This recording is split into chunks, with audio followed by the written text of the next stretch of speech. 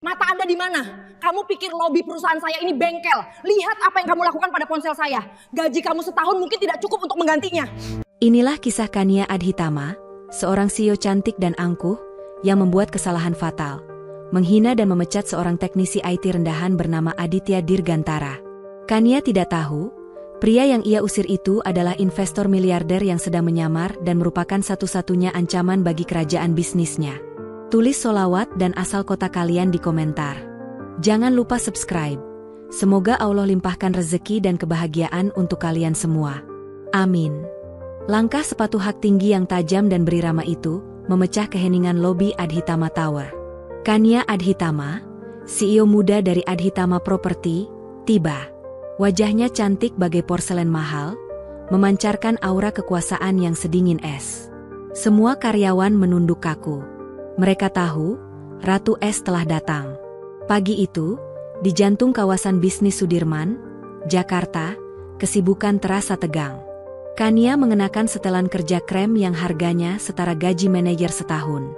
Sikap dinginnya begitu kental, membuat suhu lobi seakan turun beberapa derajat. Langkahnya terhenti mendadak. Matanya yang tajam menatap lurus ke arah Pak Hari, Direktur Pemasaran Senior, yang berdiri gelisah memegang setumpuk dokumen. Pak Hari, panggil Kania. Suaranya pelan, namun menusuk. Pak Hari langsung pucat pasi. Laporan yang Anda kirim tadi malam. Kania berjalan mendekat perlahan. Anda yakin membacanya sebelum mengirimkannya ke saya.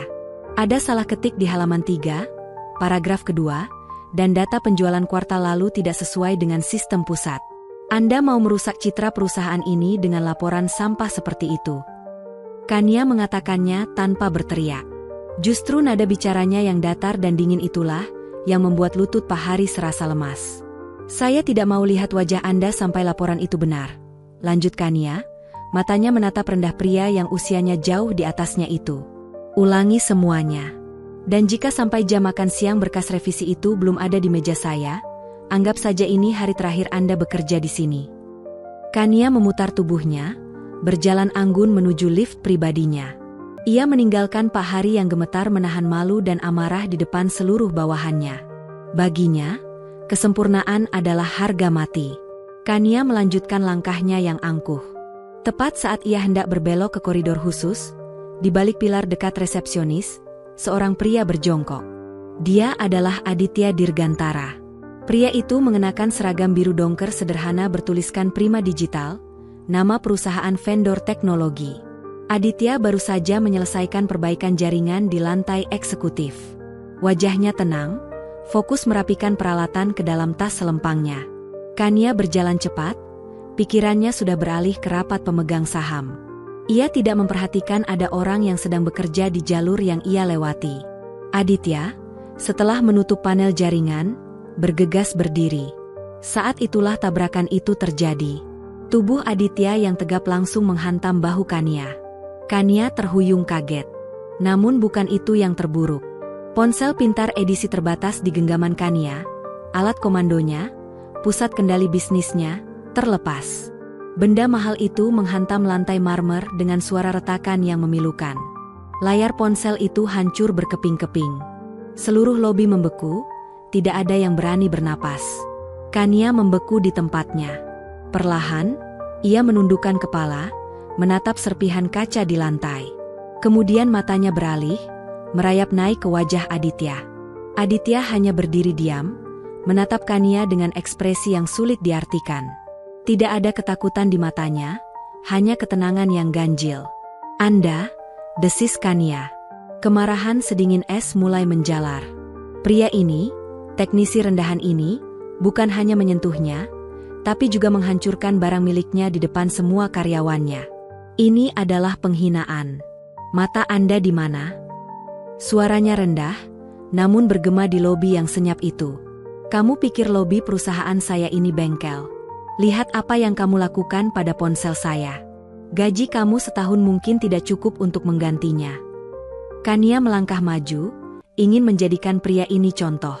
Bawa peralatanmu dan cepat pergi dari sini. Lanjut Kania, suaranya kini sedikit lebih keras. Atau saya panggil satpam untuk menyeretmu keluar. Semua orang menunggu teknisi malang itu gemetar. Tapi Aditya tidak melakukan semua itu. Dia hanya berdiri diam, membiarkan penghinaan Kania mengalir melewatinya. Lalu, dengan ketenangan yang sama sekali tidak pada tempatnya, dia menatap lurus ke mata Kania.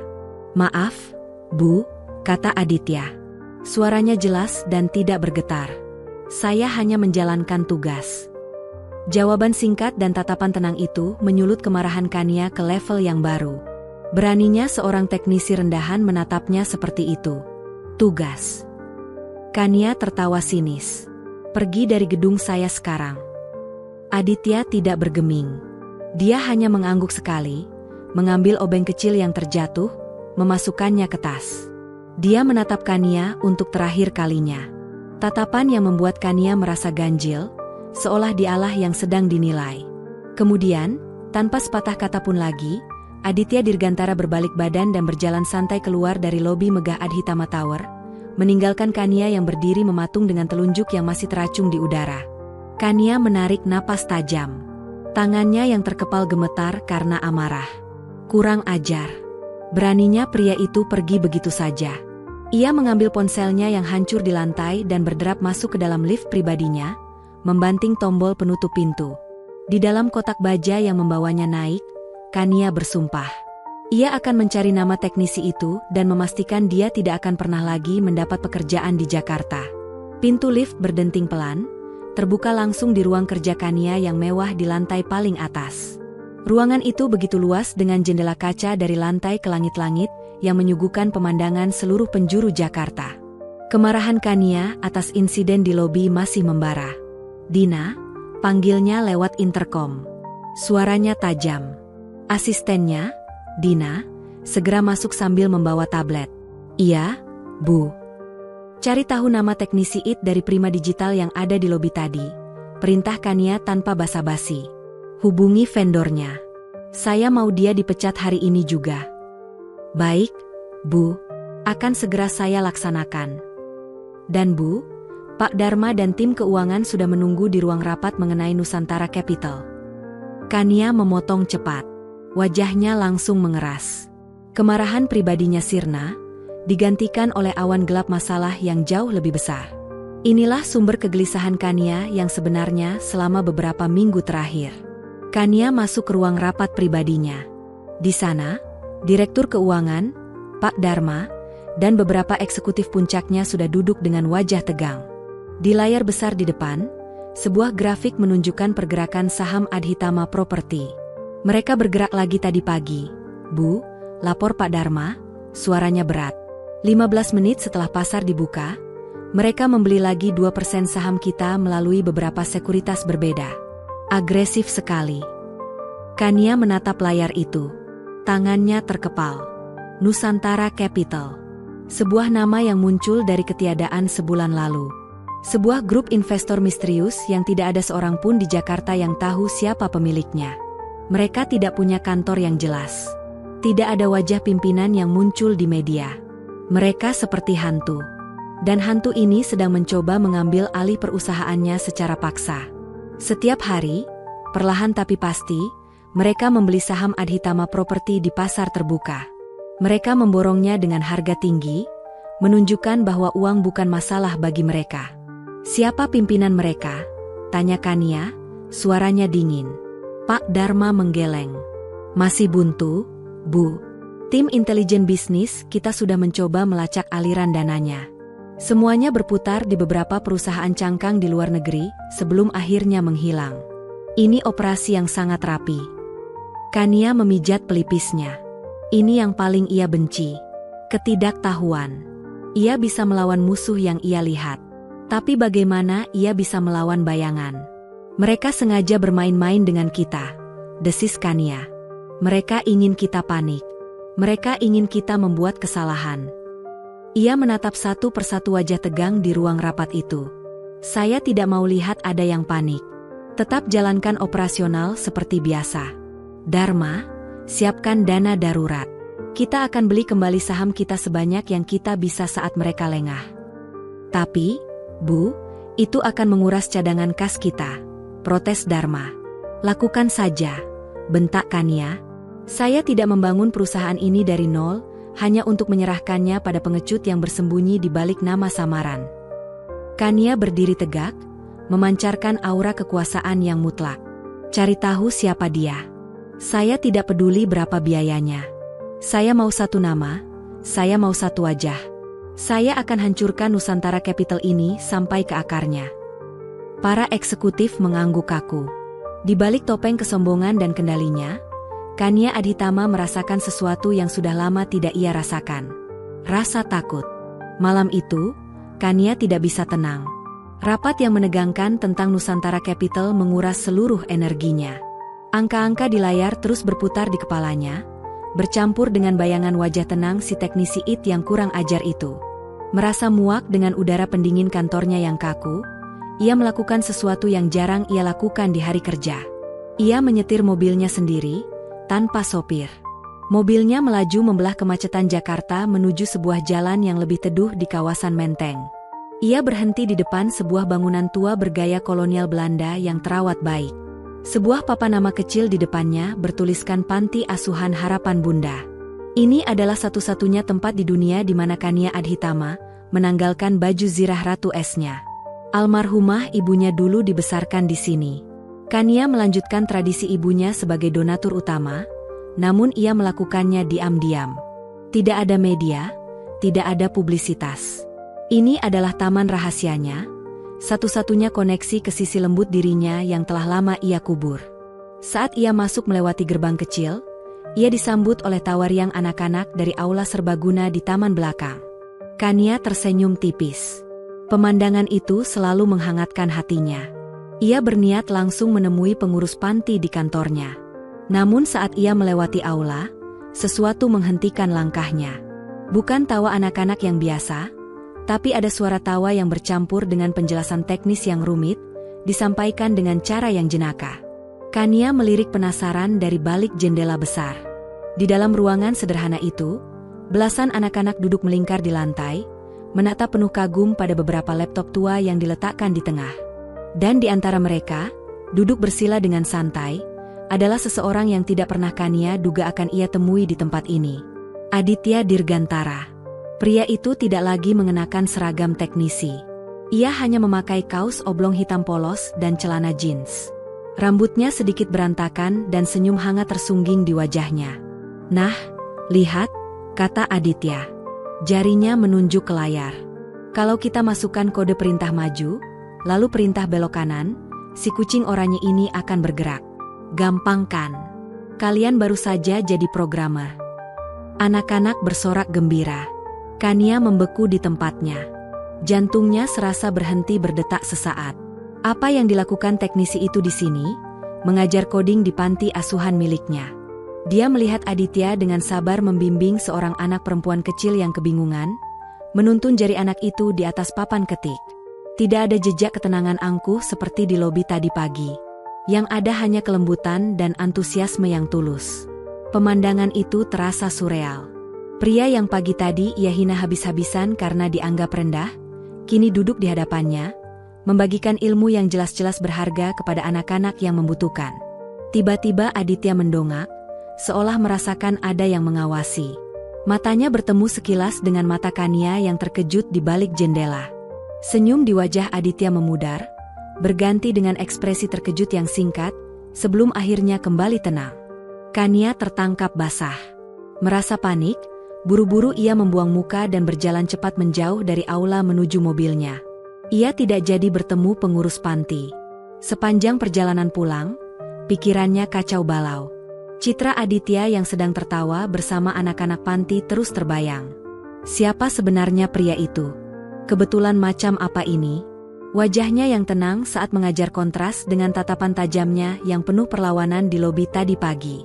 Dua citra itu bertabrakan di benaknya, membuatnya pusing.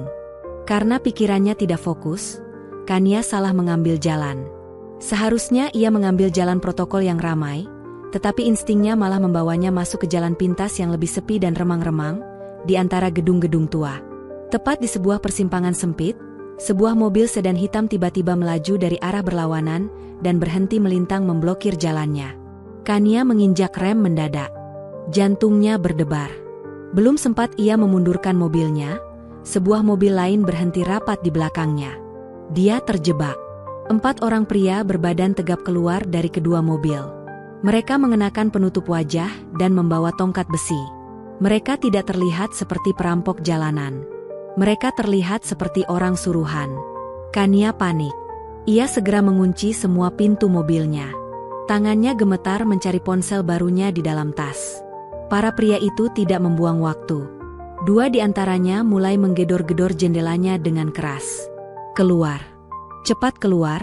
teriak salah satunya. Kaca mobil Kania yang anti peluru itu menahan beberapa pukulan pertama, tetapi Kania tahu itu tidak akan bertahan lama. Jantungnya serasa mau copot. Disinikah akhir dari segalanya? Salah satu preman mengangkat tongkat besinya tinggi-tinggi, siap menghancurkan kaca di sisi pengemudi. Tiba-tiba, dari kegelapan di belakang mobil, terdengar suara deru motor yang berhenti mendadak. Para preman itu menoleh, terganggu. Siapa lagi itu? "Urus dia," bentak pria yang tampaknya pimpinan mereka. 2 preman berbalik badan, berlari menghampiri sosok pengendara motor yang baru datang itu. Tapi mereka salah memilih lawan. Sosok itu bergerak lebih cepat. Dia turun dari motor bebeknya, melepaskan helm, dan dalam satu gerakan cair, ia menghindari pukulan tongkat pertama. Ia mengikut rahang preman pertama, membuatnya langsung terkapar. Preman kedua menyerang, tapi sosok itu menunduk, menangkap lengan si preman dan memelintirnya dengan teknik kuncian yang brutal. Terdengar suara tulang bergeser. Semua terjadi dalam hitungan detik.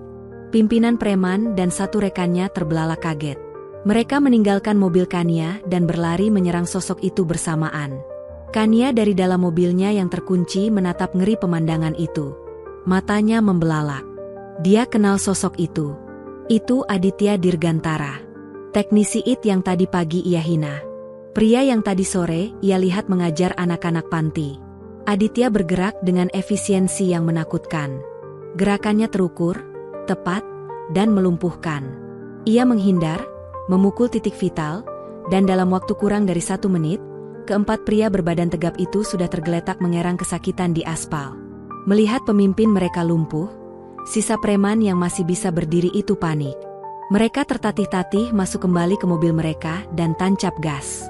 Kabur dari tempat itu. Hening. Di gang sempit itu, kini hanya tersisa mobil Kania yang terhalang dan Aditya yang berdiri tenang di bawah lampu jalan yang remang-remang.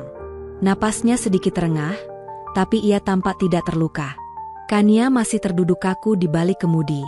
Tangannya gemetar hebat. Kaca di sampingnya sudah retak parah. Aditya berjalan mendekati sisi mobil Kania. Ia mengetuk pelan kaca yang retak itu. Kania tersentak. Dengan jari gemetar, ia menekan tombol untuk membuka kunci pintu. Aditya membuka pintu mobil.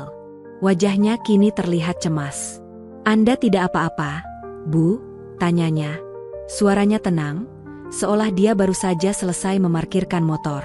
Kania hanya bisa menatapnya. Mulutnya terbuka tapi tidak ada suara yang keluar. Pria yang sama, teknisi yang ia hina, relawan yang mengajar, dan sekarang seorang penyelamat dengan kemampuan bela diri yang mengerikan. Siapa sebenarnya pria ini? Napas Kania tercekat di tenggorokannya. Ia mencoba menjawab pertanyaan Aditya, "Anda tidak apa-apa," tetapi yang keluar hanyalah suara tertahan. Tangannya masih mencengkeram erat kemudi. Aditya melihat kondisi Kania yang shock berat. Ia tidak bertanya lagi. Dengan gerakan cepat, ia memeriksa keadaan sekitar, memastikan para preman itu benar-benar sudah pergi. Gang sempit itu kembali sunyi. "Saya tinggal tidak jauh dari sini," kata Aditya, memberikan penjelasan singkat yang Kania tahu betul mungkin sebuah kebohongan. "Saya mengenali mobil Anda saat mereka memblokirnya." Kania akhirnya berhasil menemukan suaranya, meski serak dan gemetar. Mereka siapa?" Aditya bersandar sedikit ke pintu mobil yang terbuka. Tatapannya kini berubah serius, lebih tajam dari yang Kania lihat di lobi. "Ini bukan perampokan biasa, Bu," ujarnya pelan. "Mereka tidak tertarik dengan tas atau mobil Anda. Mereka di sini untuk melukai Anda, untuk memberi peringatan." Peringatan dari siapa? Aditya terdiam sejenak, seolah menimbang-nimbang seberapa banyak yang harus ia katakan. Saya seorang teknisi, katanya. Pekerjaan saya membuat saya melihat banyak hal di balik layar. Saya memperbaiki jaringan. Saya mengurus server.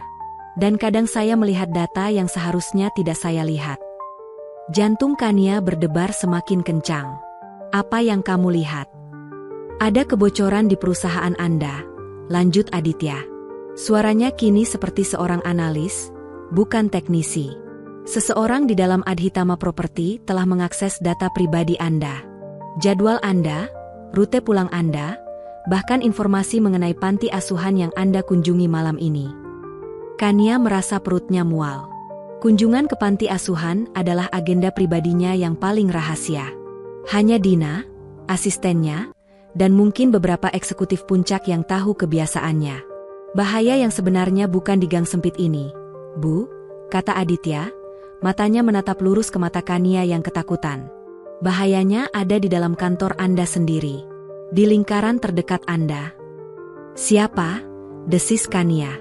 Saya tidak punya nama, jawab Aditya. Saya hanya punya pola data.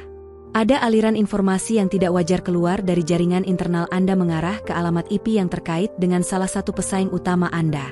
Pesaing Nusantara Capital atau yang lain. Jangan percaya siapapun, kata Aditya tegas. Periksa orang-orang yang memiliki akses ke jadwal Anda. Untuk malam ini, Anda tidak aman. Kania menatap pria di hadapannya. Pria yang ia hina, yang ia coba pecat pagi tadi. Kini pria ini tidak hanya menyelamatkan nyawanya, tetapi juga memberinya kunci untuk menyelamatkan perusahaannya. Rasa malu, takut, dan utang budi bercampur aduk menjadi satu. Jalan ini sudah tidak aman. Aditya sepertinya bisa membaca kebingungan Kania. Saya akan mengantar Anda dengan motor saya sampai ke jalan raya utama.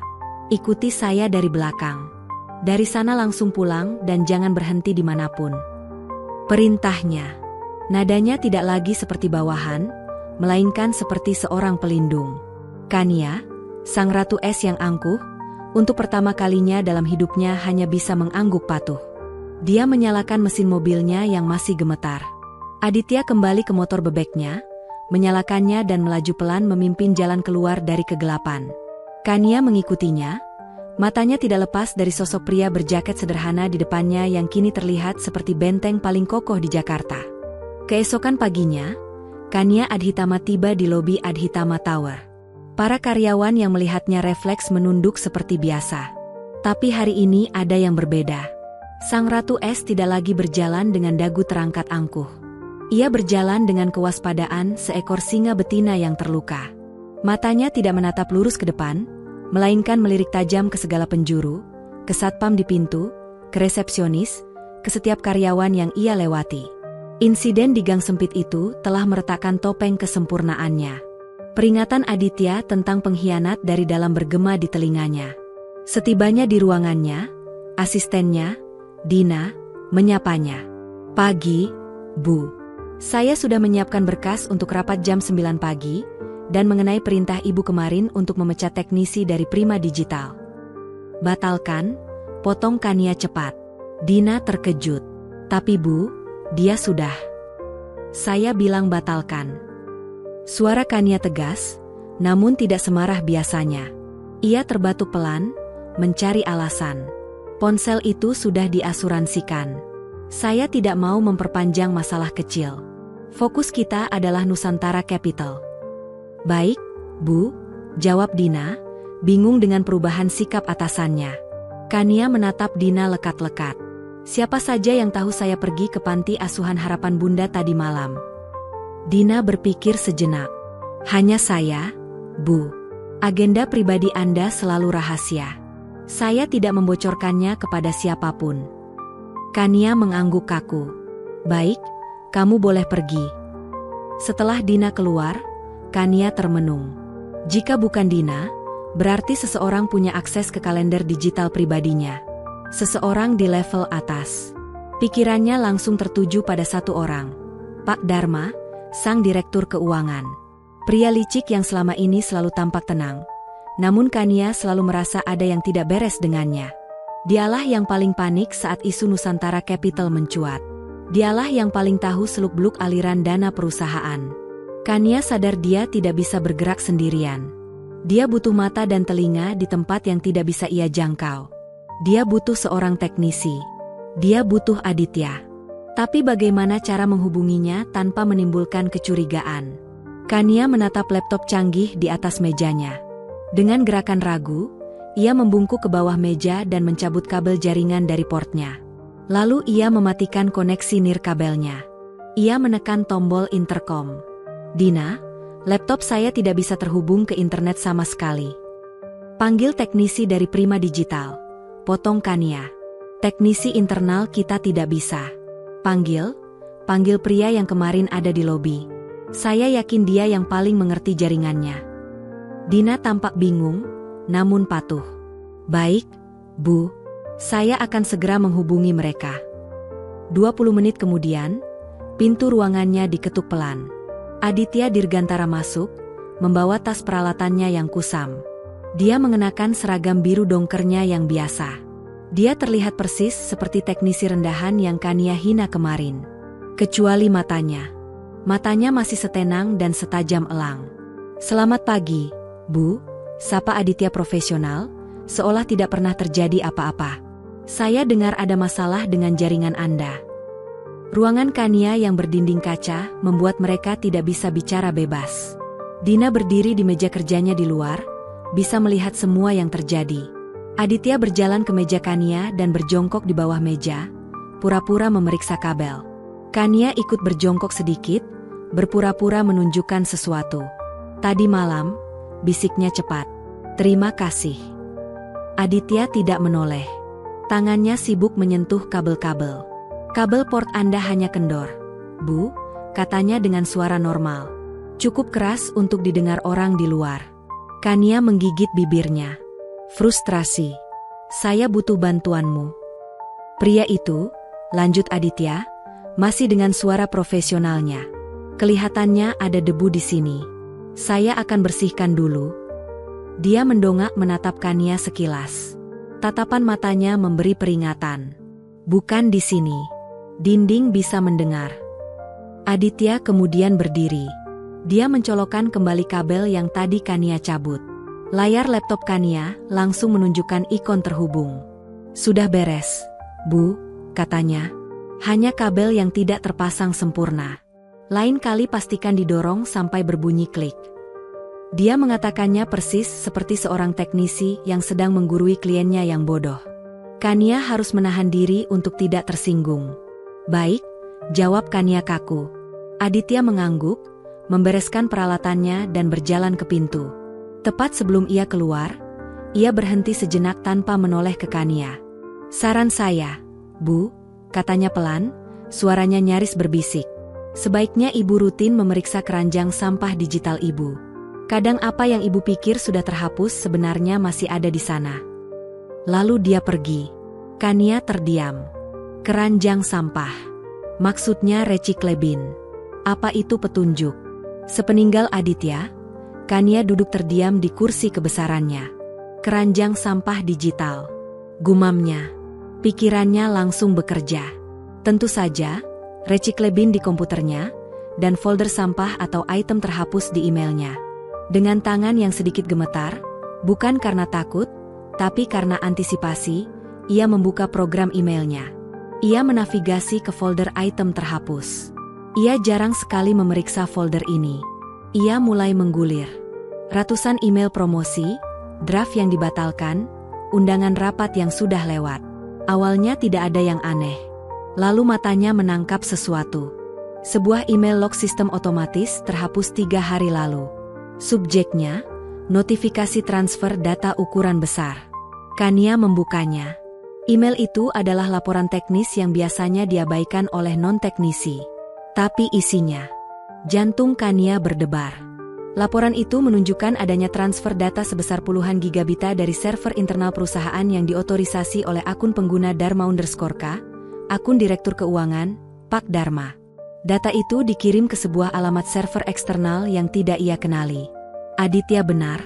Ini adalah bukti adanya aktivitas mencurigakan. Tapi Kania tahu ini belum cukup kuat. Pak Dharma bisa dengan mudah berkelit. Dia bisa bilang itu adalah data cadangan atau dia tidak sengaja melakukannya. Kania butuh bukti isi data. Mata Kania menyala, tidak lagi karena kesombongan, tetapi karena tekad untuk bertahan hidup. Rasa takutnya telah mengkristal menjadi kemarahan dingin yang terarah. Dia menyadari, satu-satunya cara untuk membuktikan isi data yang bocor itu adalah dengan melihat langsung ke jaringan.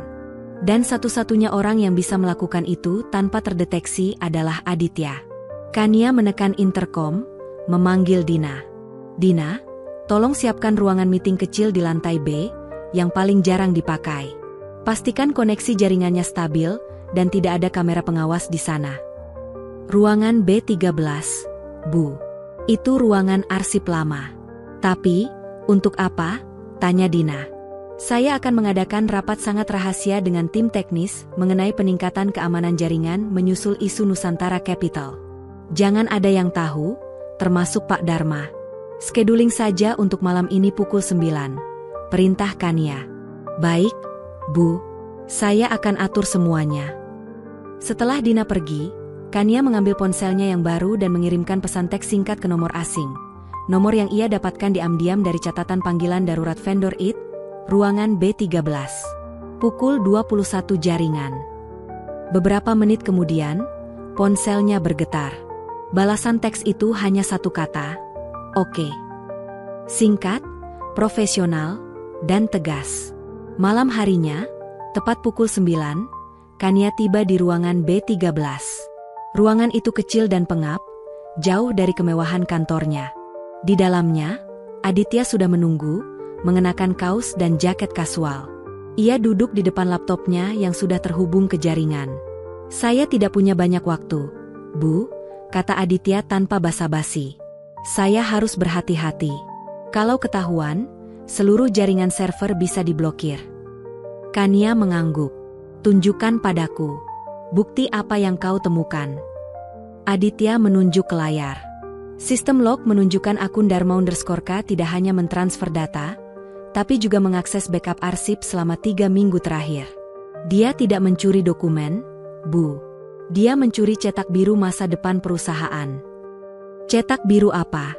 desak Kania. "Proyek ambisius yang Anda simpan di server terenkripsi, proyek pembangunan kota mandiri di Jawa Barat. Itu adalah kunci nilai saham Adhitama Properti 10 tahun ke depan. Jika Nusantara Capital mendapatkan informasi detail ini, mereka bisa menghancurkan proyek Anda atau membelinya dengan harga jauh lebih rendah." Kania terhuyung mundur. Jadi, Pak Dharma tidak hanya pengkhianat, dia sedang menjual masa depan perusahaannya. "Saya ingin kamu menyadap semua komunikasinya," bisik Kania. "Setiap email, setiap panggilan yang melalui vape. Saya butuh bukti yang tidak bisa ia bantah di pengadilan." Aditya menatap Kania. "Itu ilegal, Bu. Tapi saya mengerti situasinya." Dia tersenyum tipis. "Malam ini, kita bukan CEO dan teknisi. Kita adalah sekutu yang berjuang untuk bertahan hidup." Aditya kemudian menjelaskan rencananya. Ia akan menanam sebuah skrip kecil ke server utama. Skrip itu akan mereplikasi semua data komunikasi Pak Dharma dan mengirimkannya ke alamat server aman yang dikendalikan Aditya. Proses ini akan memakan waktu 24 jam. Anda harus bertindak normal besok, Bu. Sama sekali tidak ada kecurigaan. Dan pastikan Pak Dharma tidak berada di ruangannya saat saya melakukan instalasi skrip ini ke PC-nya secara fisik, pesan Aditya. Kania mengangguk. Ratu Es yang angkuh kini harus memainkan peran. Ia harus berakting seolah ia tidak tahu bahaya mengintai, sambil menunggu umpan yang dilemparkan Aditya membuahkan hasil. Keesokan harinya, Kania datang ke kantor dengan senyum palsu. Ia berusaha tampil seperti CEO yang sedikit santai, seolah ia telah menerima nasib buruk perusahaannya dan hanya fokus pada tugas rutin. Ini adalah akting terpenting dalam hidupnya. Ia sengaja mengadakan rapat pleno Dewan Direksi yang sangat membosankan, membahas efisiensi operasional minor, memastikan Pak Dharma duduk di dekatnya sepanjang pagi. Sementara itu, Aditya telah bekerja di belakang layar. Tepat pukul 11 pagi, Kania menerima notifikasi di ponsel barunya. Sebuah pesan singkat dari nomor tak dikenal. Isinya, "Sudah terpasang. Tinggal tunggu harvest." Saat makan siang, Kania memastikan Pak Dharma tidak kembali ke ruangannya. Ia meminta Dina mengundang Pak Dharma untuk makan siang di luar kantor bersama Direktur Operasional, membahas hal-hal yang tidak penting. Sementara Pak Dharma sedang tidak ada, Aditya, kali ini ditemani satu rekan teknisi, masuk ke ruangan Direktur Keuangan dengan alasan pemeliharaan perangkat berkala. Dalam hitungan menit, Aditya berhasil menanamkan software penyadap yang sangat halus pada komputer Pak Dharma. Kania menghabiskan sisa hari itu dengan kegelisahan yang tersembunyi. Ia terus memantau pergerakan Pak Dharma melalui laporan dari Dina. Pak Dharma terlihat tenang, bahkan sesekali menyombongkan diri dalam rapat sore, meyakinkan semua orang bahwa dia telah menyiapkan rencana darurat untuk melawan Nusantara Capital. Pukul 8 malam, kantor mulai sepi. Kania meminta Dina pulang lebih dulu. Ia sendirian di ruangannya, menatap pemandangan lampu Jakarta, menunggu. Tepat tengah malam, ia menerima panggilan video terenkripsi dari Aditya. Wajah Aditya tampak lelah, tetapi matanya bersinar. "Kita mendapatkan banyak data, Bu," kata Aditya. "Kami berhasil mereplikasi inbox dan log komunikasi Pak Dharma selama 48 jam terakhir. Isinya sangat eksplosif." Aditya membagikan layar. Kania melihat email dan pesan obrolan. Ini adalah komunikasi dengan alamat email pribadi, jelas Aditya, menyoroti satu thread. Dia berkomunikasi dengan seseorang yang ia panggil Tuan Besar, dan menggunakan kode sandi Nusa Zero. Kania menarik napas tajam. Nusa Zero. Itu pasti Nusantara Capital. Dia tidak hanya menjual cetak biru proyek masa depan, lanjut Aditya, menggulir ke bawah. Dia juga menjual database klien VVIP Anda, daftar aset rahasia, dan yang terburuk, dia menyusun rencana untuk memanipulasi Dewan Direksi agar menolak tawaran akuisisi yang datang secara tiba-tiba, sehingga Nusantara Capital bisa mengambil alih dengan harga yang sangat murah. Aditya berhenti pada email terbaru, dikirim 1 jam yang lalu. Pak Dharma meminta Tuan Besar segera bertindak. Dia menulis, "Lawan akan bergerak besok pagi. Segera hancurkan momentumnya." Dan ini, Aditya menunjuk sebuah pesan balasan. Tuan Besar menjawab, "Selesaikan tugasmu Dharma. Segera berikan semua data kunci, dan pastikan Kania terisolasi. Kita akan masuk." Kania mengepalkan tangan di atas meja. Rasa dikhianati membakar seluruh emosinya. "Sekarang kita punya bukti yang tak terbantahkan, Bu," kata Aditya. "Tapi waktu kita sangat sempit. Besok pagi, artinya jam 9, saat pasar dibuka. Dia harus kita jatuhkan sebelum dia menyadari rencananya sudah terendus," desis Kania. "Aditya, saya butuh satu hal terakhir. Tunjukkan padaku siapa Tuan Besar itu. Siapa pemilik Nusantara Capital." Aditya terdiam. Ia mematikan sharing screen dan menatap Kania lurus. Wajahnya kembali menunjukkan ketenangan yang dalam dan ganjil. "Itu adalah detail yang paling saya sembunyikan, Bu," kata Aditya. "Tapi ini adalah waktunya." Aditya menggeser laptopnya, membiarkan layar itu menjadi display penuh di kamera. Di sana, muncul sebuah dokumen PDF dari sebuah perusahaan investasi luar negeri yang menunjukkan struktur kepemilikan inti dari Nusantara Capital. Kania mendekat ke layar, matanya membaca cepat. Nama di bagian paling atas, di bawah gelar Principal Investor, membuat Kania membeku. Namanya sudah tidak asing, nama yang sama dengan pria yang duduk di hadapannya di layar. Aditya Dirgantara. Kania terhuyung mundur, menjauh dari layar. Matanya melebar, menatap sosok Aditya di panggilan video dengan campuran keterkejutan, pengkhianatan, dan pemahaman yang mengerikan. "Kamu," Kania berbisik. Suaranya serak. "Kamu adalah Nusantara Capital." Aditya mengangguk pelan. Tidak ada lagi seragam teknisi. Tidak ada lagi kepura-puraan. Wajahnya serius dan penuh penyesalan. "Ya, bukannya," jawab Aditya. "Nama saya adalah Aditya Dirgantara, dan saya adalah pemilik sekaligus Principal Investor Nusantara Capital."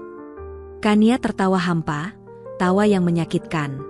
"Jadi, semua ini sandiwara.